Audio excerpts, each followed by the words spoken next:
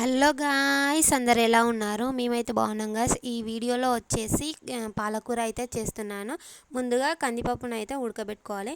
ఈ కందిపప్పు ప్లేస్లో పెసరపప్పును కూడా యూజ్ చేయొచ్చు. టేస్ట్ అయితే బాగుంటుంది. మనం ముందుగా కట్ చేసి పెట్టుకున్న పాలకూరను అయితే వాష్ చేసుకొని అందులో అయితే వేసుకోవాలి గైస్. కందిపప్పు కొంచెం ఉడికిన తర్వాత పాలకూరను అయితే వేసుకొని నూనె అయితే వేసి ఉడకబెట్టాలి.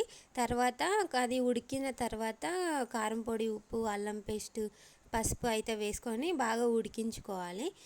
కొంచెం కందిపప్పు మెత్తగా కాకుండా కొంచెం గట్టిగానే ఉండేటట్టు చూసుకోవాలి. అలా అయితేనే టేస్ట్ అయితే బాగుంటుంది గైస్. అలా అంతవరకు ఉడికించుకుంటే మన టేస్టీ కర్రీ అయితే రెడీ అవుతుంది గైస్. పాలకూర చాలా మంచిది గైస్, మన హెల్త్కి, మన కళ్ళకి.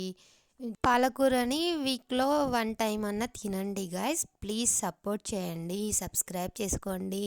Please guys, support me.